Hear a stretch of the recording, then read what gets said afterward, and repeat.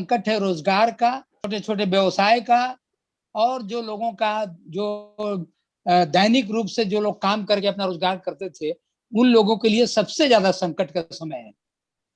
तो एनीवे, अब इसी संकट में जूझना है। लेकिन कोरोना के बारे में पहली गलतफहमी हम लोगों की हो गई थी ना, फर्स्ट टाइम, कि कोरोना खत्म हो गया, सब लोग फ्री हो गए, घूमने लगे।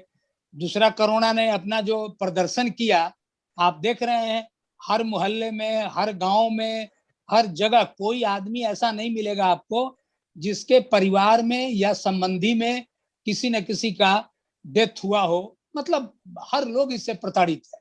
इतना तकलीफ बढ़ गया। अगर हम इसी तरह से इग्नोर करेंगे तो आगे जो आने वाला फेज है, अभी देखिए कोरोना खत्म नहीं हो रहा है, बिल्कुल गलतफहमी है लोगों को।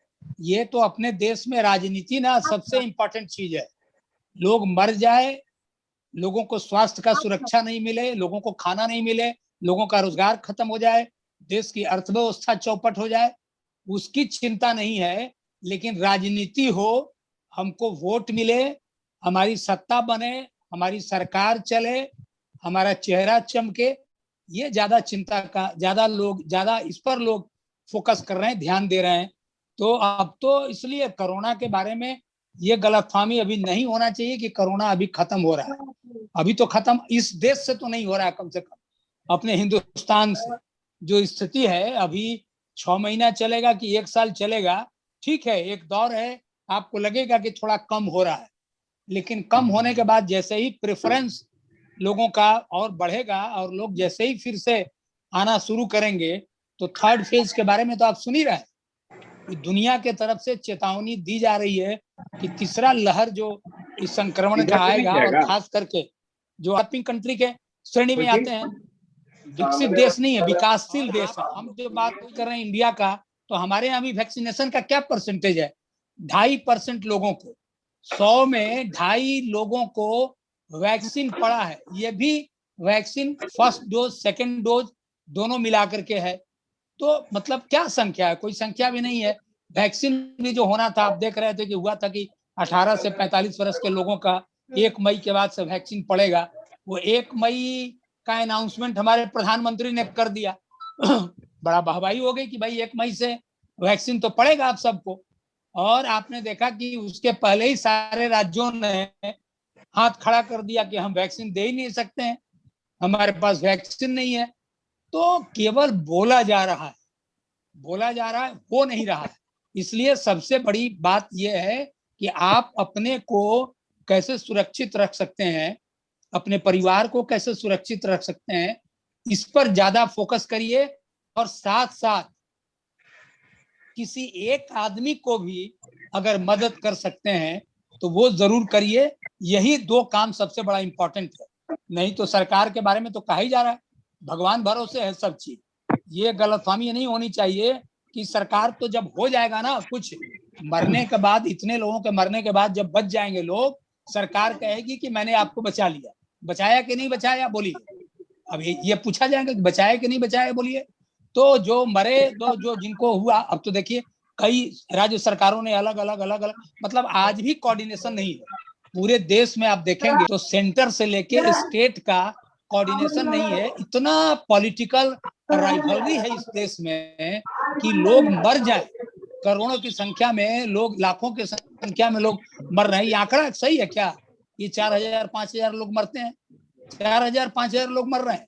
आप एक शहर का देखिए कि एक शहर में, अभी बिहार में आया ना आंकड़ा, केवल बक्सर का एक जिला का आंकड़ा जो हाई कोर्ट में दिया गया, उसी से कंफ्यूजन हुआ कि 15 दिन में एक आंकड़ा में है कि साहब 800 आदमी का दाह संस्कार हो गया, और एक जगह एक रिपोर्ट बोल रहा है कि 15 आदमी 20 आदमी। वो तो कितना कंफ्यूजन है, सरकार का आंकड़ा भी सही नहीं है। जो बच गए सो बच गए, जो मर गए उनके परिवार पर क्या बीत रहा है आपने सुना होगा। एक एक परिवार के 4-4 आदमी, 5-5 आदमी, कहीं कहीं तो पूरा फैमिली लोगों का इस कोरोना के काल में लोगों का चला गया। तो बड़ा ही दुख का समय है। और ऐसे दुख के समय में धैर्य और हिम्मत से हम लोगों को काम लेना है। और हम तो यही कहेंगे कि अपनी शक्ति को, जो आपका शक्ति कोरोना के पहले था, इस कोरोना काल में अपने शक्ति में आप इजाफा करिए, थोड़ा सा अपनी ताकत को बढ़ाने का प्रयास करिए। थोड़ा सा ताकत बढ़ाइए, थोड़ा सा जो विचार है ना, जो पहले का जो कुछ भी आपका जो विचार है उसमें थोड़ा परिवर्तन लाइए, और लोगों के प्रति माने ह्यूमन बीइंग बनना है। हम लोगों को एक दूसरे को मदद करने के बारे में जरूर सोचना है, जो कर सकते हैं। हमने तो अपने लोगों को कहा था कि भाई मेरे पास जो कुछ भी फंड है इंटक का, अगर किसी जिला के, आज भी हम बोल रहे हैं, किसी को किसी जिला में किसी को मदद करने के लिए अगर कुछ भी जरूरत है, तो हमने कई लोगों को पहले भी कहा था, पटना में भी कहा है, बाहर के लोगों ने भी जो संपर्क किया है कि भैया जो अगर कोई आदमी आपके किसी जानकारी में कोई आदमी बीमार है, उसको मान लो घर में 5,000 10,000 उसको खर्च करना है, नहीं हो रहा है, तो आप उसको मदद करिए। मदद करने में दिक्कत हो रही है, आप हमको कहिए, हम उसको मदद करेंगे। लेकिन अब सवाल है कि वो पॉलिटिकली इसको एक अभियान चला करके कोई मतलब इमेज बिल्डिंग करने का काम हम नहीं करना चाहते हैं। लेकिन हम जरूरी कहना चाहते हैं इस मीटिंग के माध्यम से, जितने लोग भी जुड़े हैं आज भी कह रहे हैं कि अगर कोई भी कोरोना के बीमारी से, संक्रमण से कोई परिवार को इलाज कराने में किसी को दिक्कत आ रही है, तो उसको मदद करने के लिए INTUC की तरफ से हम लोग तैयार हैं, और अभी भी जहां तक हम लोगों को संभव हुआ है हम लोग कर रहे हैं। और आज भी आपको इस मीटिंग के माध्यम से हम लोग कह रहे हैं कि करेंगे। हम अपने तरफ से यही बात इतना कहना चाहते हैं, जो लोग मीटिंग में उपस्थित हैं उनमें से कोई आदमी अगर इंटरेस्टेड है कोई बात बोलने का, कोई अपना विचार रखने का, कोई अपना अनुभव शेयर करने का, तो आप लोगों में से कोई जरूर कर सकते हैं, ताकि ये बैठक का जो एक उद्देश्य है उसकी पूर्ति हो सके। प्रभात जी को इस प्रयास के लिए उनको उनकी हम सराहना करते हैं। जितने लोग आए उसकी चिंता नहीं करनी है, एक आदमी के मन में इच्छा क्या है, एक आदमी के ज्यादा महत्वपूर्ण है।